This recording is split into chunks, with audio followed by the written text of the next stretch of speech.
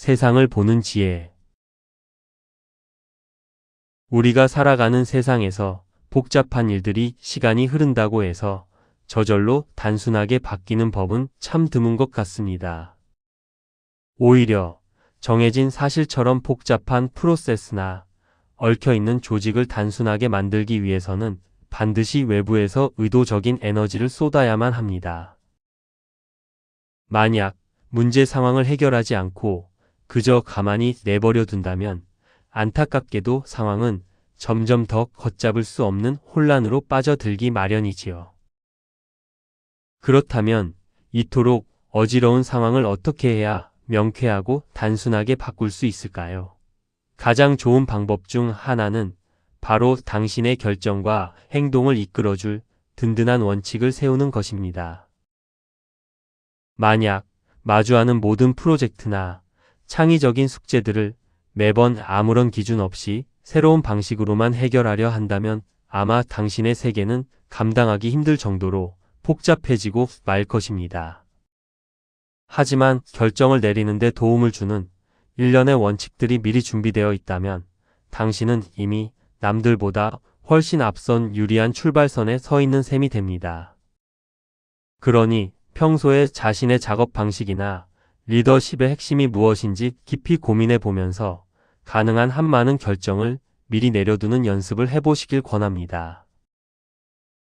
예를 들어 어떤 아이디어가 정말 좋은 것인지 판단할 때 나만의 구체적인 체크리스트는 무엇인지, 혹은 다른 사람들이 내 의견에 동의하지 않을 때 갈등을 어떻게 지혜롭게 풀어나갈 것인지, 그리고 어떤 극한의 상황에서도 절대 타협할 수 없는 최고의 가치는 무엇인지 스스로에게 물어보는 것이지요.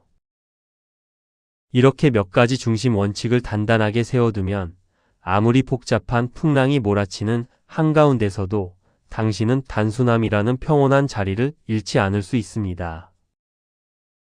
스스로의 세계에 명확한 질서를 부여할 수 있게 되는 것입니다. 다시 한번 기억해 보세요. 복잡한 것은 결코 스스로 단순해지지 않습니다. 당신이 언제나 단순함이라는 유리한 고지에서 기분 좋게 일을 시작할 수 있도록 삶과 작업의 길잡이가 되어줄 멋진 원칙들을 하나씩 세워보셨으면 좋겠습니다. 제가 이 글을 써 내려가던 시기는 세상이 막 커다란 질병의 그림자에서 벗어나기 시작하던 때였습니다. 기술이 눈부시게 발전하면서 예전에는 상상도 못했던 원격 근무가 가능해졌지만 동시에 그 이면에는 창의적 번아웃이라는 예상치 못한 어려움이 뒤따르기도 했지요. 온 세상이 뒤집히는 듯한 불확실성 속에서 많은 분이 삶과 일을 지켜내기 위해 온 힘을 다했지만 매일매일 무언가를 반드시 해내야 한다는 압박감은 결국 우리를 지치게 하고 마음의 과부하를 불러왔습니다. 이렇게 힘겨운 번아웃의 파도가 찾아왔을 때 우리가 스스로를 지키며 다시 일어설 수 있게 도와주는 6가지 소중한 실천법을 들려드리고자 합니다. 먼저 잠시 발걸음을 멈추고 현재 상황을 차분히 정리해 보세요. 때때로 번아웃은 아직 끝내지 못한 수많은 작업이 마음속에서 무겁게 짓누를 때 찾아오곤 합니다. 그러니 지금 내게 남은 일이 무엇인지 하나씩 눈으로 확인하며 명확하게 파악하는 것이 중요합니다. 그 다음으로는 우리의 일터를 세심하게 정리할 필요가 있습니다. 우리 삶에서 굳이 하지 않아도 될 불필요한 임무들을 과감히 걷어내며 가지치기를 해주는 것이지요. 그렇게 주변을 정리했다면 이제 남은 업무들의 우선순위를 새롭게 정해볼 차례입니다. 할 일들을 중요도와 긴급함에 따라 차례대로 줄 세우고 가장 먼저 손을 대야 할 일부터 하나씩 처리해 나가는 지혜가 필요합니다. 또한 이 우선순위들을 효율적으로 해결하기 위해 시간을 조각내어 세밀하게 계획을 짜고 배분해 보세요. 막연했던 일들이 한결 가볍게 느껴질 것입니다. 무엇보다 바쁘고 정신없는 시기일수록 자신의 몸을 살뜰히 돌보는 일을 잊어서는 안 됩니다. 충분한 휴식을 취하고 규칙적으로 운동하며 몸의 에너지를 채워주는 것이 번아웃을 이겨내는 가장 정직한 방법이기 때문입니다. 마지막으로 내가 이 일을 왜 시작했는지 작업의 근본적인 이유를 되새기며 생산적인 열정에 다시금 뿌리를 내려보시길 바랍니다. 번아웃은 누구에게나 찾아올 수 있지만 어떻게 대처할지 미리 마음의 계획을 세워둔다면 우리는 그 시간을 훨씬 더 현명하게 지나보낼 수 있을 것입니다.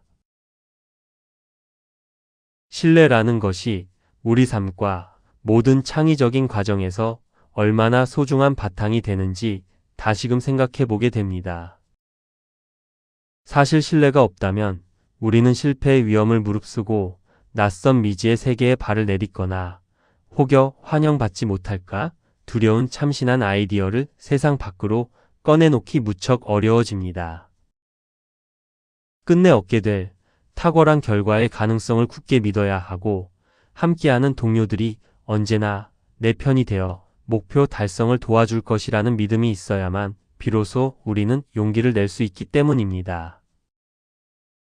하지만 안타깝게도 우리는 아주 조금만 주의를 기울이면 충분히 피할 수 있는 사소한 실수들로 이 귀한 신뢰를 깨뜨리곤 합니다. 그 대표적인 예가 바로 지킬 자신이 없는 약속을 섣불리 하는 것입니다. 저는 이것을 장담할 수 없는 일을 장담해버리는 실수라고 부르기도 합니다. 물론 처음 그 말을 내뱉을 때는 진심으로 이행하고 싶은 마음이 가득할 것입니다.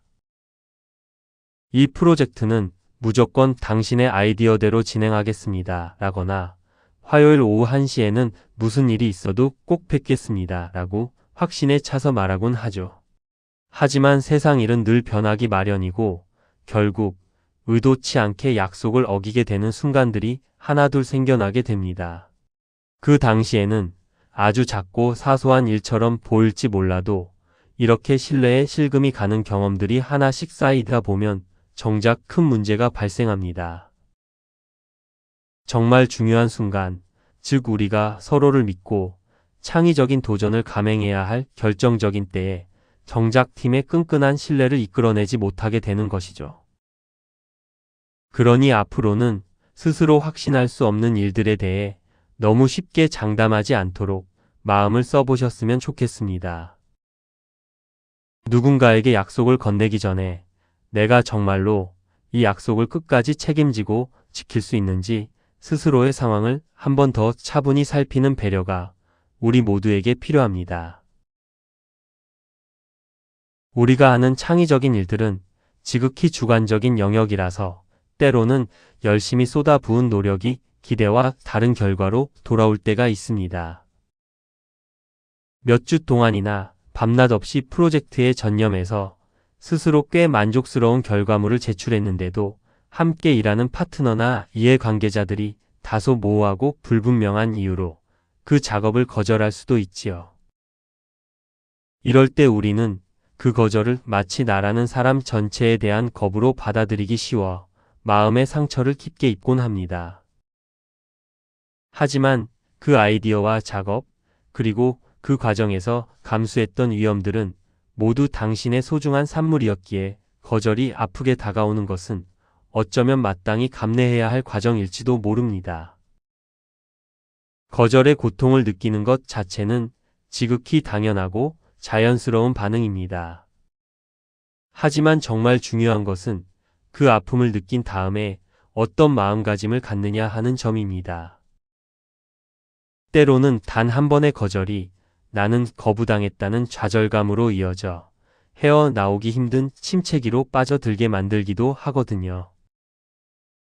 스스로에게 거절당한 사람이라는 꼬리표를 붙이고는 아예 길을 잘못 들어선 것은 아닌지 혹은 다시는 예전처럼 잘해낼 수 없을 것 같다며 자신의 재능을 의심하게 될 수도 있습니다. 하지만 꼭 기억하셨으면 좋겠습니다. 당신의 작업이 이번에 선택받지 못했다고 해서 당신이라는 사람의 가치까지 부정당한 것은 결코 아닙니다. 작업이 거절당했을 때 마음이 아린 것은 당연하지만 그것은 당신이 인간으로서 가진 본질적인 가치나 전체적인 능력과는 아무런 상관이 없습니다. 그저 특정한 시기와 상황 속에서 그 프로젝트와 이해 관계자들의 기준이 잠시 어긋났을 뿐인 것이죠. 당신의 존재 가치는 무언가가 거절당했다고 해서 결코 깎여나가지 않습니다.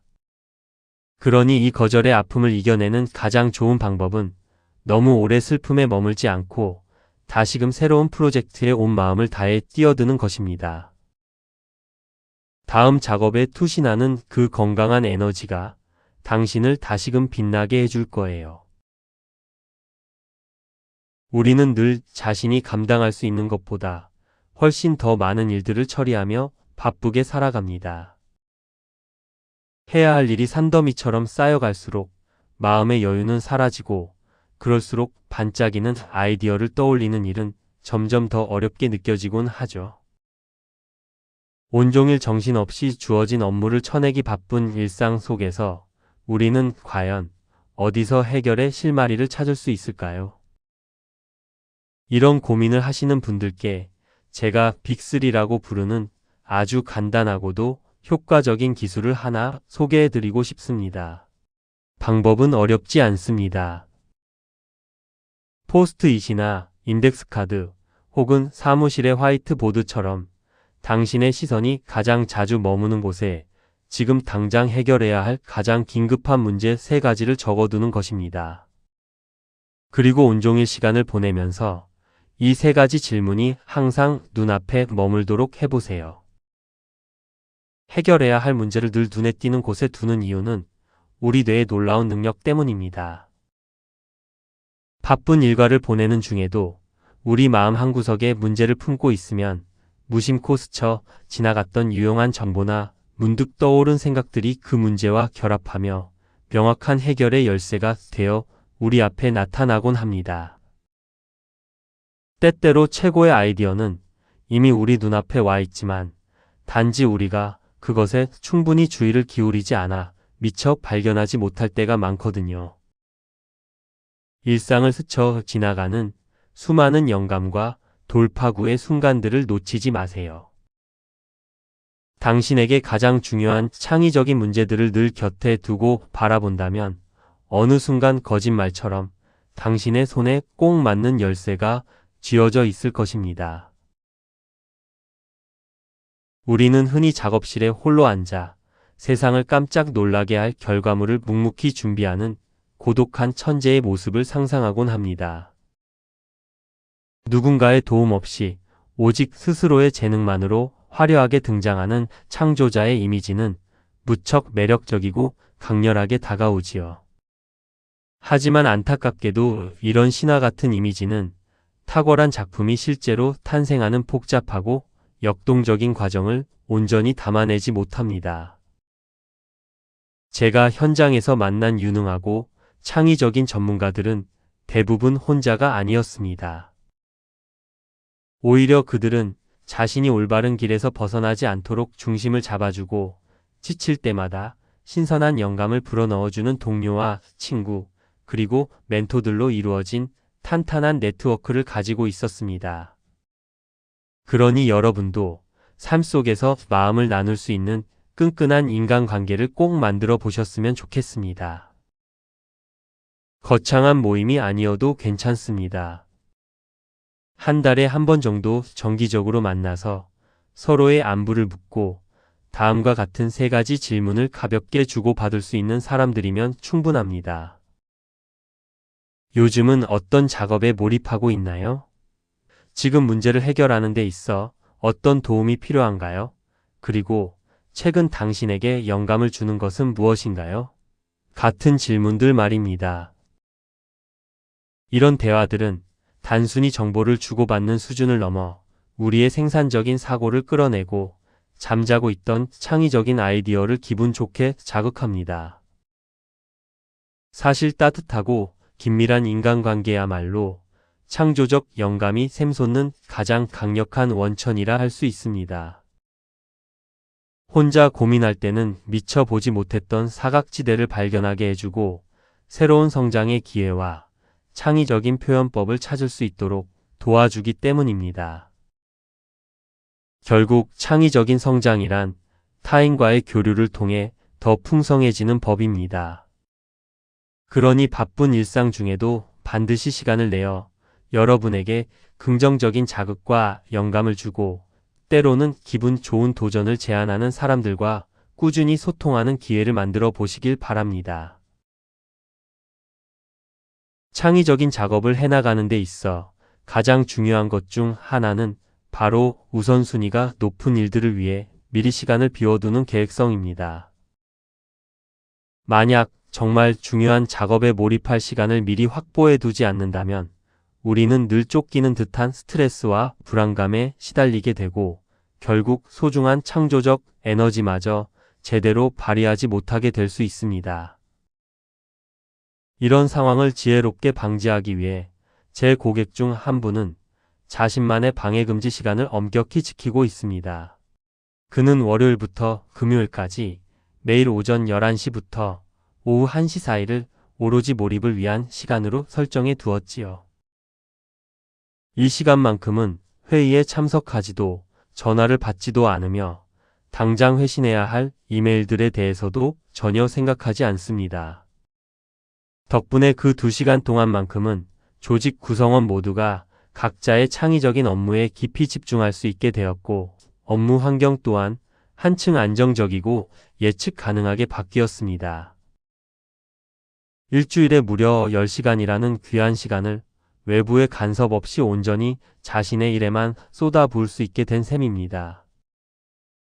이 효과적인 전략을 여러분의 일상에는 어떻게 적용해 볼 수 있을까요? 여러분에게 가장 잘 맞는 방해금지 시간은 언제인가요? 누군가에게는 고요한 매일 아침 7시부터 9시까지가 하루를 여는 소중한 집중의 시간이 될 수 있을 것입니다. 혹은 매일 오후 3시부터 5시 사이를 그 시간으로 정해둔다면 가장 중요한 일에서 눈에 띄는 진척을 이루어냈다는 뿌듯한 보람을 느끼며 기분 좋게 퇴근길에 오를 수도 있겠지요. 어떤 시간대여도 좋습니다. 매주 혹은 매일 여러분에게 가장 중요한 가치를 지닌 작업을 수행하기 위해 외부와 완벽히 차단된 채 오직 자신과 일에만 몰입할 수 있는 시간을 꼭 마련해 보세요. 그 작은 약속이 여러분의 창의성을 지켜주는 든든한 울타리가 되어줄 것입니다. 누구나 다른 사람에게 호감을 얻고 사랑받고 싶어하는 마음을 가지고 있습니다. 그러한 욕구 자체는 지극히 자연스러운 것이며 결코 잘못된 일이 아니지요. 하지만 제가 호감의 덫이라고 부르는 위험한 함정이 바로 이 지점에 숨어 있습니다. 특히 창의적인 프로젝트를 이끄는 리더들 중 일부는 팀원들에게 호감을 얻어야만 비로소 존경받을 수 있다고 믿는 경향이 있습니다. 그래서 그들은 사람들의 마음을 얻기 위해, 즉 나를 좋아하게 만들기 위해 할 수 있는 모든 노력을 기울이곤 합니다. 하지만 우리가 이미 잘 알고 있듯이 안타깝게도 인기를 얻는 길과 올바른 선택을 내리는 길은 늘 일치하지 않습니다.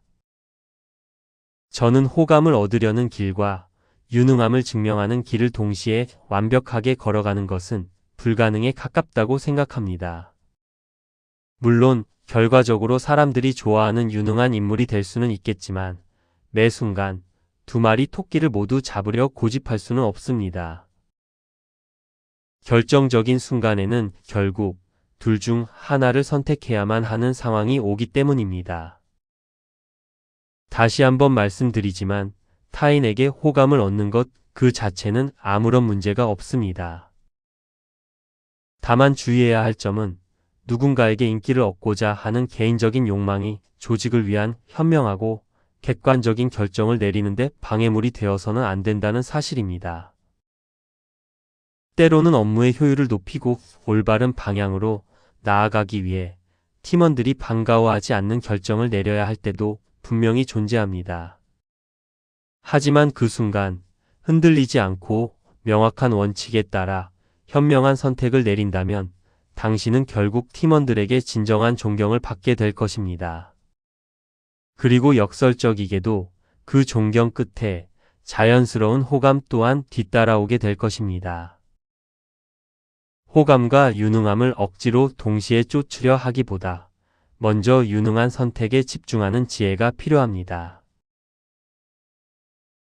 새로운 자극만큼 우리의 창의적인 과정에 커다란 영감을 주는 요소가 또 있을까요? 머릿속을 기분 좋게 헤집어 놓는 낯설고 다양한 자극들이 밀려올 때 우리는 비로소 이전보다 한 단계 더 높은 차원의 아이디어를 만들어낼 수 있습니다.